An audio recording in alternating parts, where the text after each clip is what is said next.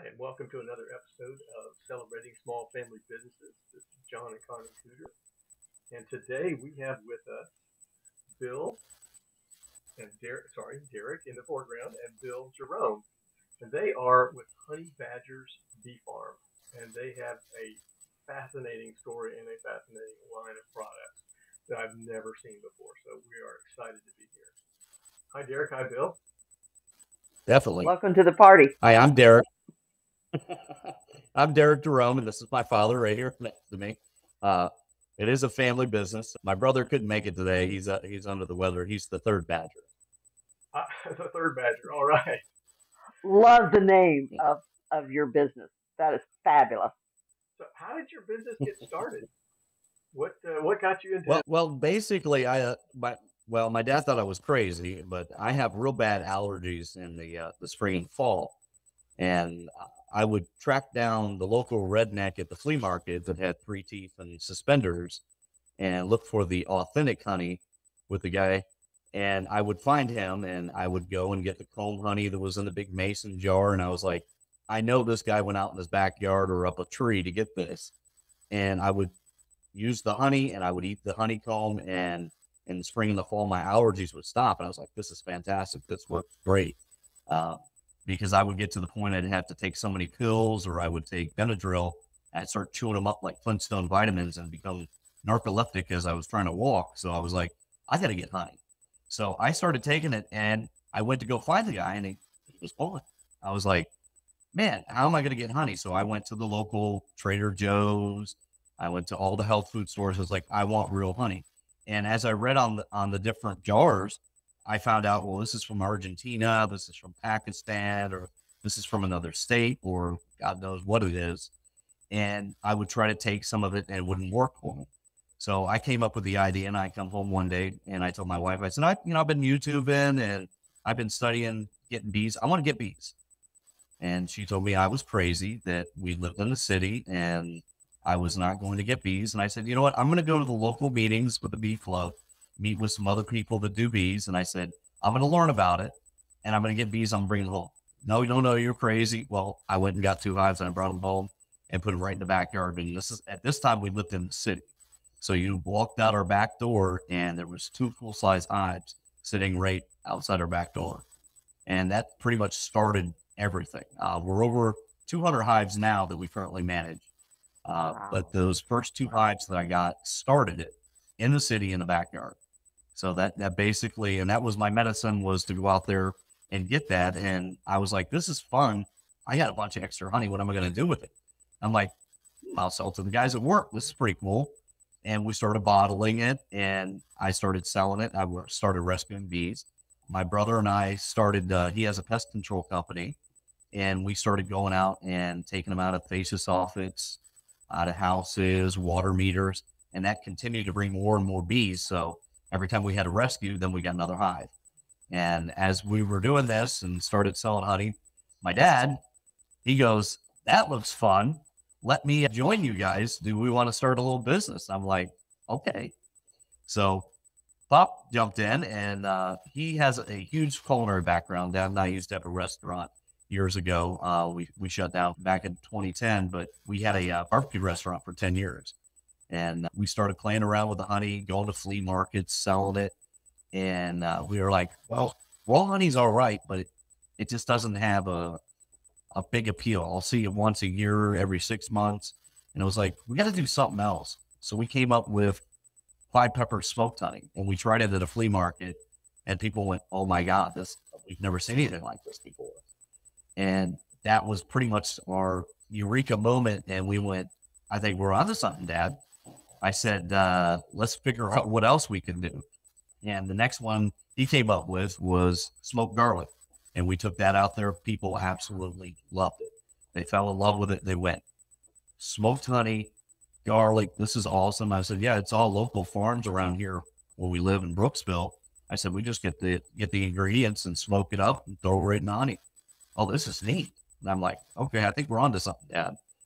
So we just kind of puttered around doing different small trade events. And under that, guys, as a beekeeper, you're in the cottage law.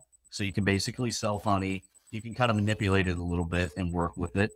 And as we continued to progress and grow, we got to the point that we made too much money to have it as a hobby or as cottage law, and we had to go commercial. So we actually went with the USDA and Department of Ag and became bottling manufacturers and got certified. And then we continue to take the brand and line and go with it. So it's been a crazy ride, and it seems like every couple months something else pops out. We get going even more.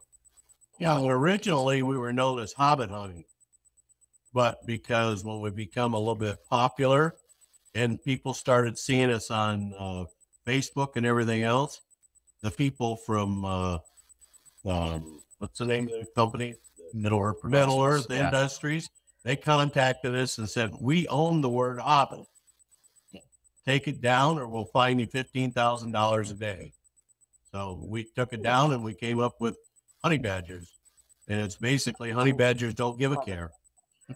I remember that little YouTube video that was going around like a meme. Honey badgers are badass. That was so funny. Oh my goodness. It's a bit of a nickname for me because I'm small and furry and ferocious. So a lot of the boys at work, that's what they said. And when I was changing the name, yeah, it's a bit of a nickname. They go, well, you're like a little badger. Yeah, you're mean like a little honey badger. You want to scratch and bite. And I'm like, oh, well, that works for me. I love it. Better name anyway. I'm really curious about the smoking idea. I mean, did that come from the barbecue restaurant or what? I mean, where did that idea come from? I've never heard of smoking, mixing smoke and honey. It was one of those kind of ideas. I've made a pepper sauce from scratch that I actually made for the restaurant, and it was wildly popular. We also made hot sauce that we sold over the counter, and I like to smoke meat, obviously, doing a barbecue, but I put those together and I went, you know what? I bet if I smoke the peppers and then infuse them into the honey, then I'm going to come up with a better product. And we tested it and we went, oh my God. Oh, okay. This is good. And that's pretty much the eureka is that we've been working making sauce, like barbecue sauce for years, but we never thought when we had the restaurant to really use natural ingredients instead of using, the fake honeys and stuff that you get in high fructose corn syrup to make barbecue sauce at the restaurant. We went, oh, wow, now we have a natural product. Let's infuse it. And then now when we give it to somebody and we say, okay, we're selling you this, not only is it good forever, but everything in it you can pronounce. You don't need YouTube or Google search to figure out what's in it, and it lasts forever. And then it's one of those miracle things. And we said, you get a lot of people, and you see some of the other companies out there, and they make it all pure where it looks absolutely pretty. Well, we leave the peppers and everything in it. We want you to get all the good stuff because that's obviously where all the vitamin C, that's where all the other good parts of the pepper is actually in the flesh. So we leave the pepper seeds and the flesh all in it. So you're getting actually everything with it. And we've taken that kind of leave everything in the bottle, leave it all natural from the garlic and the smoke all the way to now what we're producing is tea. And we didn't even think that was going to be that popular. And that was more of an accident than anything. Yeah. But it was a nice act. You went to the World Tea Expo and came in second in the world or something? Yeah, we took, that was last March. All three of us flew out to Vegas. We were invited as to come out and show our wares and have a small area in a brand new undiscovered section. So we got invited to that. But part of that every year they do a Defshan tea, which is one of the founders' tea that brought it to America. They do tea tycoons, and it's everybody in the world can enter this contest every year. And I put us in, and I said, okay, we'll put in for what we do with the tea. And we were coming up with a new invention. This is our badger spoon that holds the exact amount of tea for our honey tea and makes it single serving. And we're like, we'll put it in and see what happens. And I kept getting calls every few months that like, okay, you're in the last 10,000. I'm like, yeah, okay, that's great. That was like, we're coming to display our stuff in Vegas. We're going to come. Anyway, I said, because they give me false hope with winning the tea tycoons. I said, it's fine. And as we progressively got closer, she called me up a couple weeks before we flew out. She says, "You're in the final." And I went, "What?" She says, "Yeah, it's you and it's going to be 6 of you on stage." And I go, "Okay." I said, "That sounds great." She says, "Well, you guys are going to battle it on the stage and you're going to talk about your business." And she says, "Do you have any problems talking?" I go, "No, you'll probably have to tell me to shut up or throw something at me." I said, "But I have no problems talking." I said, "I'll be more than happy to talk about what we did and how we developed it." So we ended up going up head to head with Australia that made a tea-based wine without alcohol for like Zima for tea. I don't know.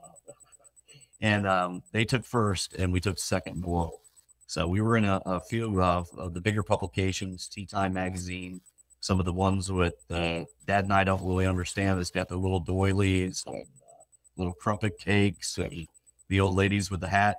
It was like we were in some of those and they asked us, "Hey, we're like, yeah, we're farm." I said, "We're honey badgers. We're not, I don't know what the doily and little cakes are for, but our tea is really good." That's fascinating. That is. You talk about the doilies and all that. Like I'm thinking about the English high tea, and Hmm. there's such a kind of a ritual around that, and the English are very particular about their tea. I'd be very curious to see how your tea honey mixture is received by the Brits. That's fun. Wow, Yeah. what a great story. So tell us about working together. What is it that makes it so much fun? Because obviously you guys are successful with it. Partly is I'm a retired chef. So and Derrick and Andy both have culinary backgrounds. So it's kind of like you throw out an idea and it bounces around. You've got Right. 3 different opinions, and sometimes we all settle on the same opinion. Sometimes we don't, but then we try something. We just see where it goes. And it depends on the taste Wow. buds. My brother's taste buds is Yeah. kind of like Helen. We call him the Helen killer of taste buds sometimes, but he also provides that valuable feedback. But we razz him up. We go like, "What does this taste like?" And he's like, "Oh," or like, "No, no, no, no, no." That's not it. So, but Oh, we have this great relationship. We're coming up with ideas, and we just grand slammed them. And some of them come from little things. That the whole idea with the tea, I think, is we both get aggravated, well, to a certain extent, sometimes at the shows, doing trade shows, that people ask us for a half hour what kind of tea or what kind of honey to put in their tea, and how much they love this kind of tea and that kind of tea. And we'll take it to the point where we know what your palate is and we know what honey will kind of work with it. And then they just go, "Well, I'm just going to take this weird honey here and throw it all in the tea." And we're like, "What?" I'm like, "Oh, okay." And look, when I come back to you one day, I said, "You know what? We were watching Karate Kid, I think is how it started. I was watching Karate Kid with one of my daughters, and I'm watching the tea ceremony, and you're watching him do the old little hook and here, whoop, and I put it in, and I seen that, and I went, "That's green tea, and it's a powder. He's putting it in water." And I'm like, "That's an idea."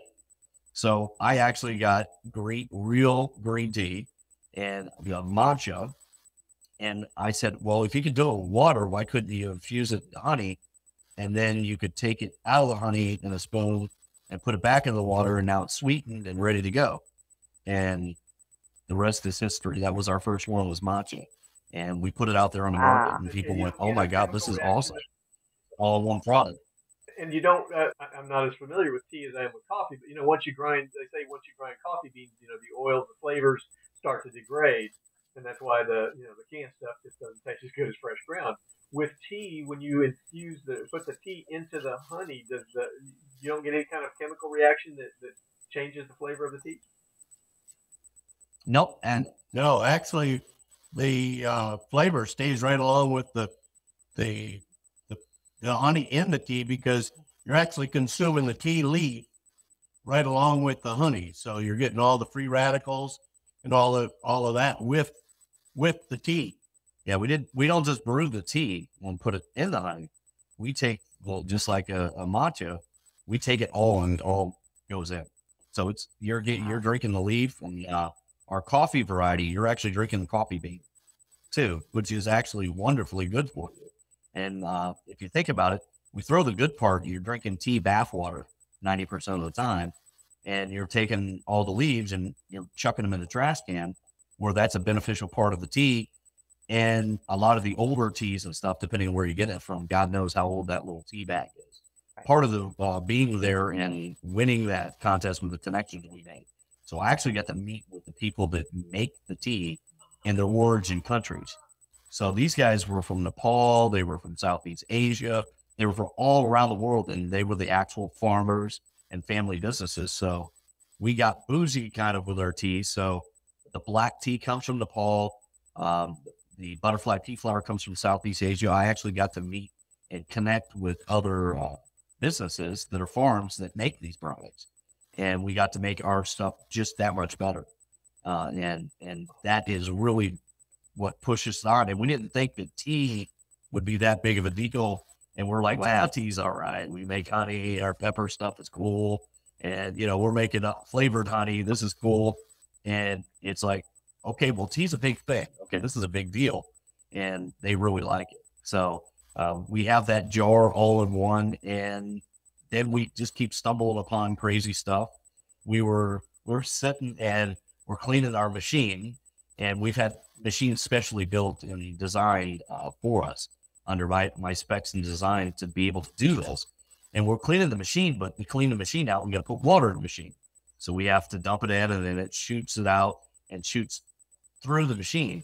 And at the end, we have a 2.5 gallon bucket, and it's shooting out green tea. And we're like, man, this kind of looks good. So we tasted it, and I was like, oh my God, this is great. This still tastes delicious. And this is just going out. This is wastewater. So we started bottling 16-ounce teas that are all natural teas that no preservatives. They have to be refrigerated at all times, of course, because we don't put anything else in them. But we actually started putting those, and that was kind of something that started just from us cleaning the machine. We said, we got some bottles. Let's bottle this up. We'll give it out, see what people think, kind of gets that mentality from it. And it's got to the point now I run 14 gallons per batch to make that tea. And I don't do the cleaning anymore, but the cleaning is what started it. But it's now I'm actually have to make batches of tea, and we're running about 800-ish teas a week, and 9 different flavors that are available in about 80 different retailers around our area. So tea is super hot with us, and it's our honey-based tea. Everything's got honey, tea, purified water, and then any kind of if we put a natural ingredients, it's one of those natural flavor characters. It's really concentrated. It gives it a real good little flavor to it. And that whole idea came from us cleaning the machine where you're going, man, I don't want to throw all this out. This stuff tastes delicious. And we had a distributor come in. He grabbed it and went, man, this is great. And we're in local mom and pops, and people are grabbing our quick grab and go teas that has that higher quality of tea and honey.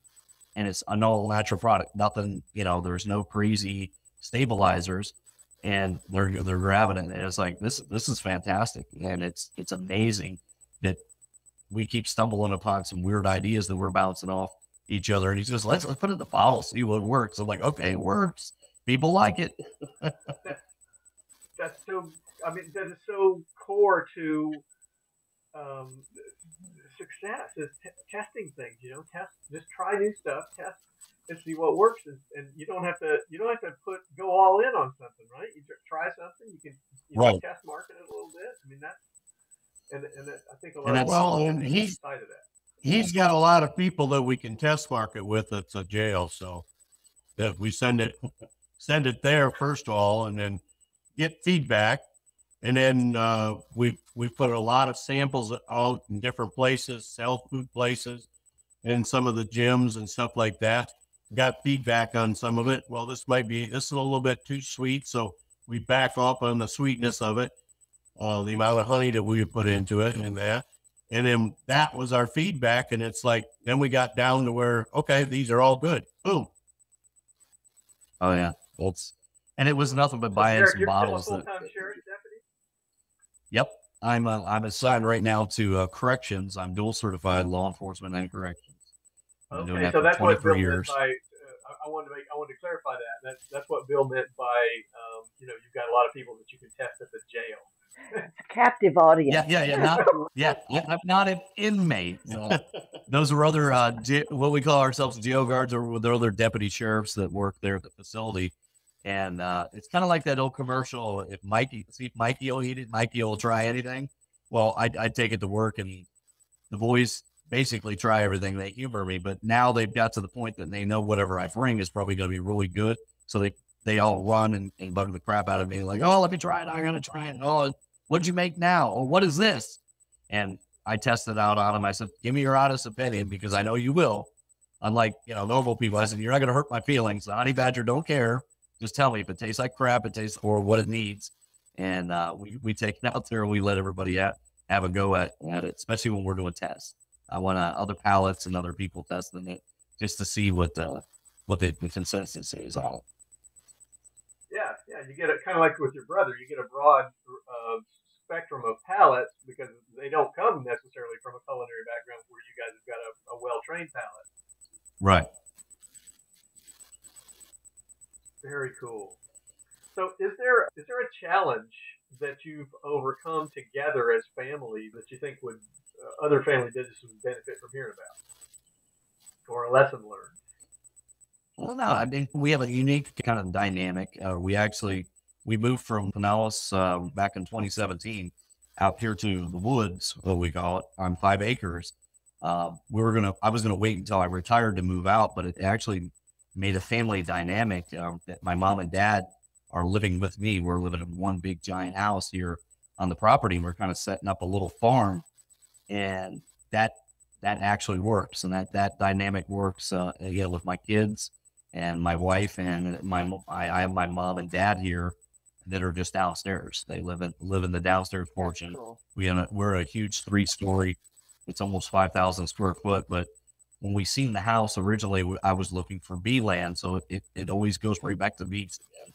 I was looking with a realtor friend. He says, hey, I know you're just looking for land, but I got this really cool spot I want you to go look at. I'm like, listen, I don't retire for a while. I think I'm a little outside of retiring and driving over an hour to be out in the woods. I said, I just need some spots to put bees. Find me something, junky and cheap, where I could drop bees in a good area. He goes, just go look at this house. You have to see it. So I, of course, popped up here and looked at it and went, up, Dad. I said, get Mom and come up here. And then I called my wife. I said, you need to come up here and look at this. And we fell in love with this house, and the rest is history. So we've been here since 2017, and we continue to expand upon what we're doing here at the farm. But it's always challenging with family. We do go back and forth, do a little bit of the OCC chopper stuff every once in a while. We get in that, but that's family. But at the end of the day, even with my brother, you mess up or something happens and you yell at each other. We're family. At the end of the day, it's like, I love you, brother. I love you, Dad. We'll see you later. And we continue to chug on, but it's so great to be involved where you do have family and you don't have, I have trust issues, obviously, in my line of work and what I do. And specifically, what I do is supervising the criminals. And I don't trust what people say, what comes out of their mouth. And that's from years of just being in that kind of setting.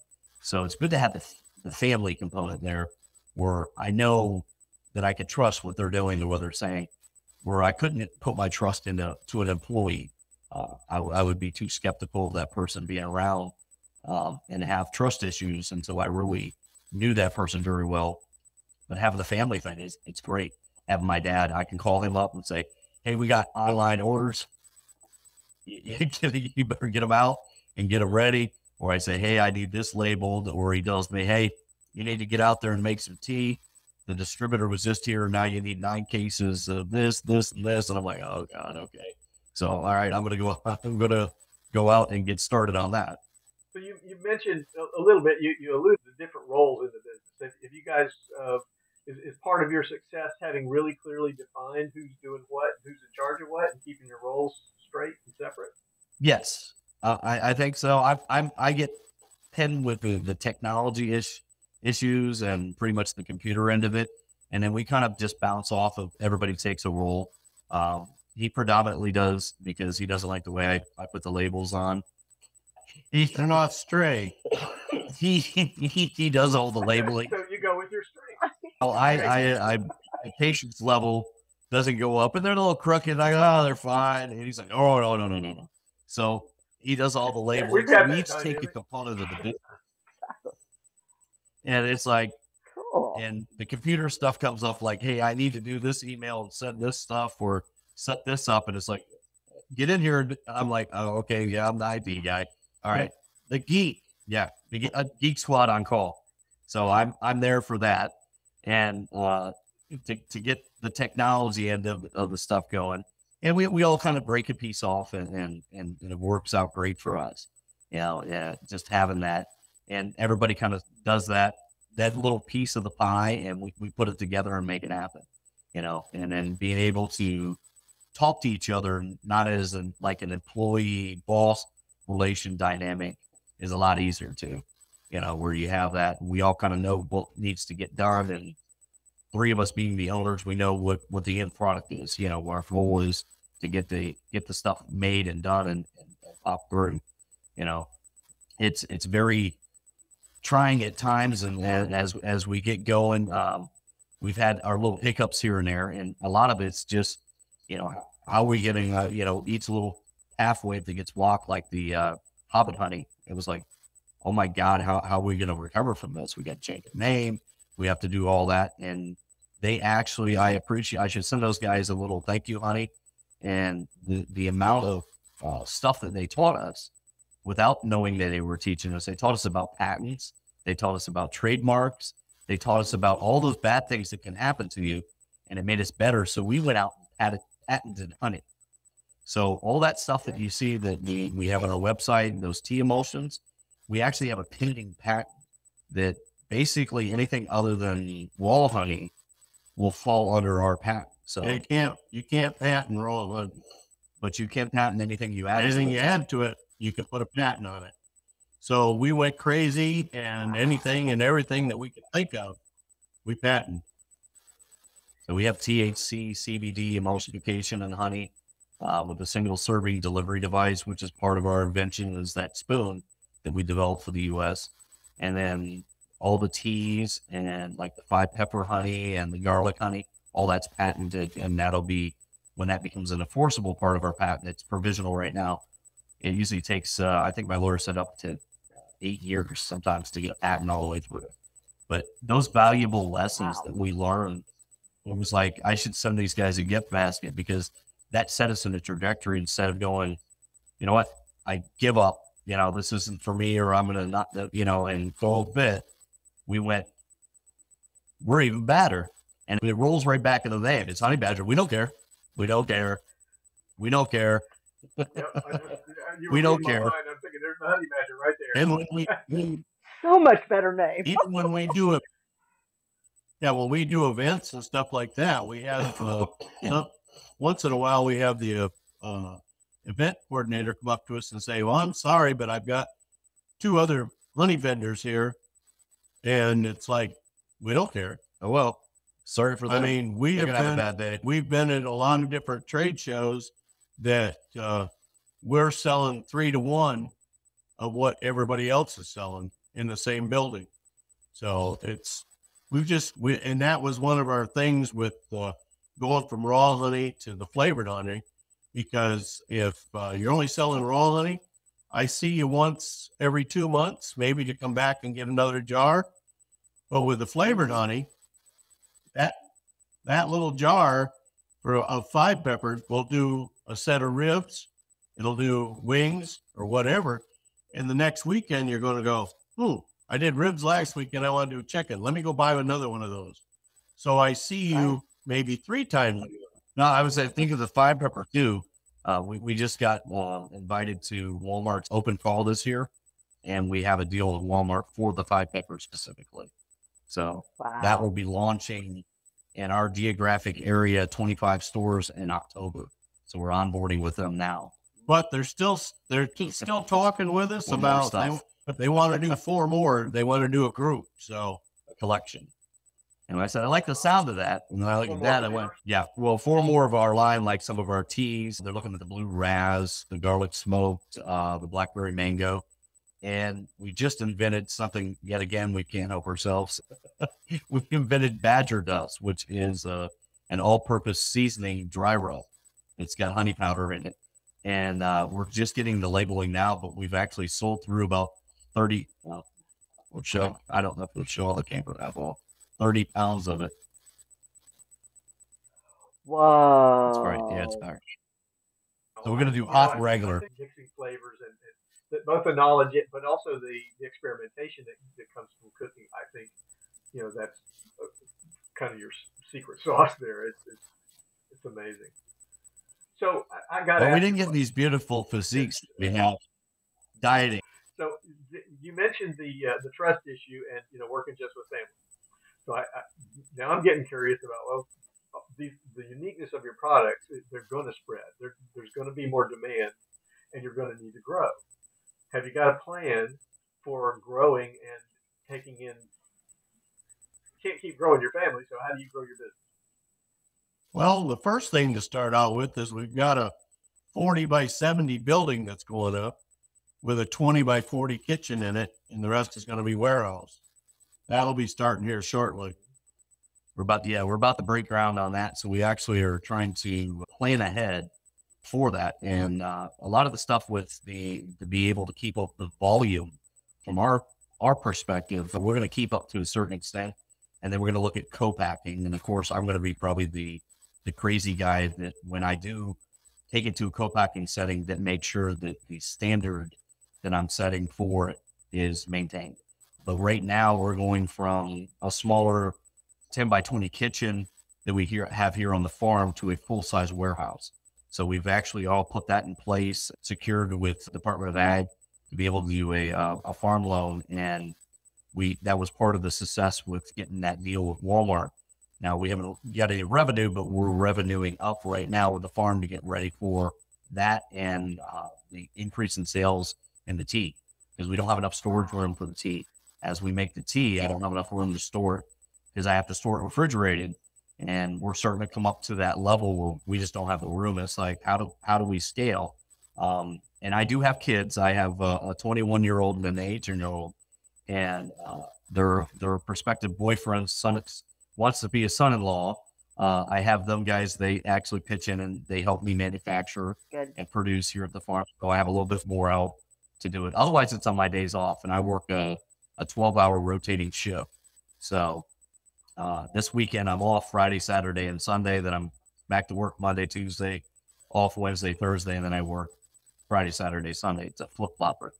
But that being with my job actually allows me to have more time with family and time to get into that. And I'm trying to keep ahead where we can do that. And now the equipment that we've actually invented and I have China designing for me, it allows me to make this stuff in even bigger batches. So basically I have the infrastructure built now. I make a phone call. I can say, look, instead of a 40 liter, I need an 80 liter machine, and I need it heat jacketed. I need it to be able to pump, and all the machinery we're using now runs off air pressure. So it actually warms the honey, emulsifies, stirs it up, and then shoots it right into my jars, which is great. And I'm actually manufacturing. We always say, what do we say? We're like, we're in the big boy world, but we're not really big boys. And it's the same thing when we stepped into the Walmart arena. It's like, really, and Stepped into deep end of the pool and not knowing how to swim. And they're like, where do you guys come from? What are you doing here? Oh, you're not supposed to be here. And I was like, well, yeah, we know what we're doing. And we're good. We're good. We got this. Here, try this. Oh my God, that's excellent. Yeah, we can scale that. Well, how do you going to scale it? I said, oh, no, don't worry about that. I'll scale it. And, some of the prohibitive things in the U.S. and what we find in the food industry, and, having a restaurant years ago too, is cost prohibitive. And I see it even in the honey industry with beekeeping and bee supplies, is you'll go to get a specific equipment or specialized equipment, and it's astronomical, the pricing on it in the US. I can get on the phone, and they're 12-hour difference than us. I can get on the phone tonight at 8 o'clock at night, it's 8 in the morning, and I can get on the computer and I can message my girl, number one, and she goes, hey, Derrick, you're number one. Me love you long time. And I got another machine coming. Not a problem. More than happy to help. And the same machine that I can get that would be built in the US would be $10,000, $15,000. And it would be something that would be modified, and it would probably come from them originally. And somebody in the US would stick a sticker on it and say they did it, you know, and that's a huge thing. And we found that our industry, like ball glass, they're not made in the US anymore. And it's very sad that the companies and stuff that were part of the US, they're not made. There's a headquarters. They don't make the components. They don't make the glass, and they don't make the lids. So everything is sourced from China. And we had to adapt. Like we were using container companies here in the US, and the plastic, the same plastic bottle that I can get here is a little over $1. And a lot of people don't realize that when you're buying commodities and you're buying products, that the cost associated for me to put that honey into a jar is over $1. You know, just to put everything in there, to put my label on there, to put the seal on there, just to get to that point is costing me. And then they don't understand, well, why would you be sourcing overseas or something like that? Because that same bottle, I can go to 30 cents a year, and I can bring in 4,000 of those, and they're more than happy to do anything I need. Now I have to wait 45 days because of the shipping, you know, coming overseas, but I can land that same product. And then it's upsetting in the US because you go to a company that's called All American Containers or something like that, or US Plastic. But at the end result, I'm talking to the person that's making that's shipping it over here in cargo containers to them. They're putting the price up, capitalism at its finest. They're popping the price up to make money off of that. And it's like, I said, it's not manufactured here. They go, oh, no, it's over there. I'm like, so why don't I just go to who's making it? And that's a challenge with the business. And we've found that in that space, with the bees, is to overcome a lot of that cost. And then I can give you a better product at the end without really pushing our cost up there. And that because we haven't changed our prices since we got involved in the commercial end of it, which is 1920 or 2020, excuse me. 2020, when we first started out. When we started out just before the COVID. I mean, we were one of the few places that actually done well during the COVID. COVID actually accelerated us. Yeah. So that actually gave us, people really started thinking about farm to table. They started thinking. Okay. Yeah. And all the benefits the health benefits you get from natural products. And we've continued that, we still have our hiccups here and there, and it's always growing things. And we're always worried about, when do we take that next step, or should we take that step? As we bounce in, you have the multi-million-dollar companies that can throw money out, like they're at a strip club. We don't have that luxury. We really have to worry about, where our next and plan and focus on what we're doing. And so far, we've made great choices. We've made a few bad ones here and there. We've had our fingers crossed a lot of times. It's like, sure. We got payments coming up, and is this going to work out? We just spent what we shouldn't have spent, and it's like, we've been lucky so far. It worked out. Yeah, we've been real busy here lately, just trying to keep up with the product. And then this is swarm season for us beekeepers. So our phone is literally ringing off the hook with, I got a bee swarm in the tree. I got them in my garbage can. I got them in my water box. I got them all over, and it's like, oh, okay, let me see if I can get out there. And we're going out and still continue that mission of rescuing the hives and pulling them in. And then we get some commercial contracts where it's in a playhouse. And we had a massive one that we just did here recently. That was 3 hives and one little playhouse shed that was out. The realtor was selling the house, and they needed them all removed, and it was crazy. That took us about 4 or 5 hours. Yeah, there was a lot of bees. Yeah, probably about 500,000. or on Yeah. your website. Yeah, we've been, Got- that you was got the videos. one with the big round piece of foam. Yeah, the comb was like, it was like almost 3 foot. It was huge. And that was just one piece. There was 5 of them on each side that they had built out. It was absolutely massive. One of the biggest ones we've seen in a while, especially 3 codependent hives like that, because it's not one. There's each individual had a queen. Okay, so I wanted to. This has been fascinating. We need to unfortunately wrap up. But how can people find you? I'm guessing that you ship, nationwide. Is that accurate? Yes. We're on, we have our own website, honeybadgersbeefarm.com, which is just our name. Super simple. We're obviously on Amazon, eBay, Etsy, Walmart.com, Mammoth Nation, a few others that are on there in between. And not only does that give you an online link in there where you can come directly to our farm link at honeybadgersbeefarm.com. And we ship nationwide, and we actually ship out of the U.S. I do have customers overseas that also buy from us. Pricey, but it does. We do ship, and that's available on our website. And then if you're in our local area, we pretty much have probably 100-mile range around us where we're in stores right now. And then we're hoping to expand. We're always looking for more partners and more people that believe in the mission and what we do.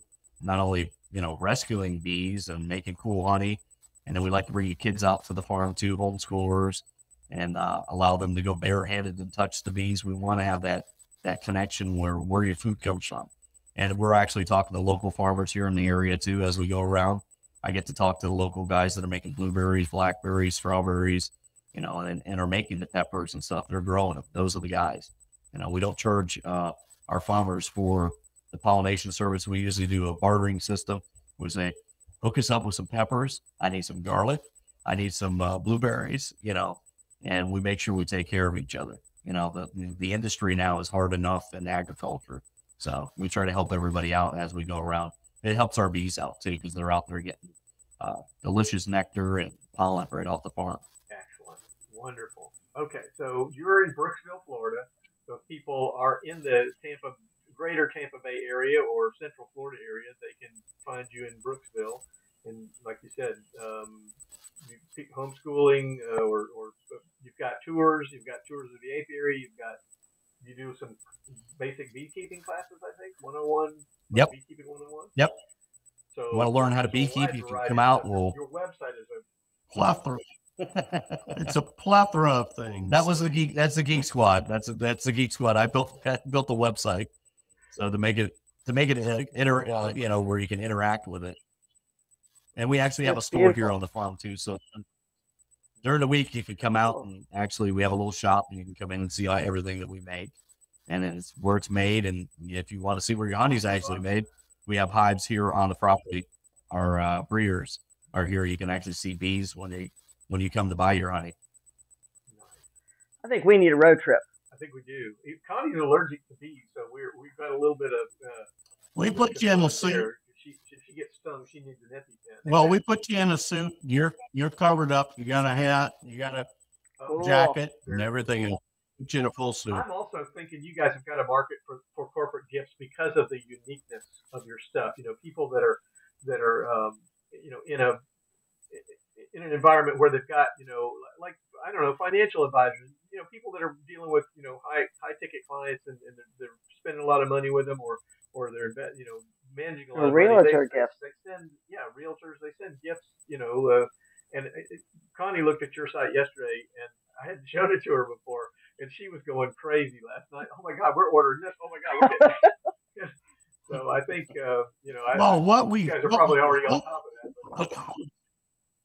Yeah, what we had actually hoped about was the fact that the Airbnb we could attach to them guys for the our spoons, simply because that is a cup of coffee, it is a cup of tea, and all it is a little.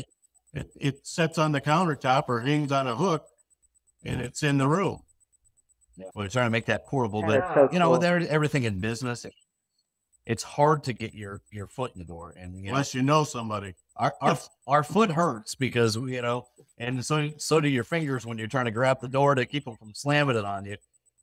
but it's keeps trugging along, and we keep having doors open for us finally. It's difficult being that small family business. Go to a retailer and say, "Hey, I got a real awesome product there." Yeah, get out of here. I want to hear about that. And then you'll have another one that finds us at a trade show. They got a chance to try it and went, "That is awesome. I would like that in my store." No brainer, super easy, and we get in. But that's the best thing you can tell for being a family business and being a business is you're going to get the door slammed on you. You're going to catch your fingers in it. You're going to catch your foot in it. You may get your feelings hurt, but that's why honey badgers don't care. But there's always going to be, out of those 100 doors that shut, there's going to be that one that pops open, and it may not be the one that we weren't expecting Walmart to say yes. We went through 4 meetings, and the last meeting the guy went, and he's digging around in the jar. He goes, I want this. We're not going any further. I'm like, oh God, did we just lose all the deals? I went, no, I want this in the store. He said, can you handle 25 stores? I'm like, yeah. And we're trying not to dance. We were on a Zoom talking, and it was like, we're trying not to dance. And I'm hitting him going, he's talking about a deal. And, afterwards we're dancing around in the kitchen.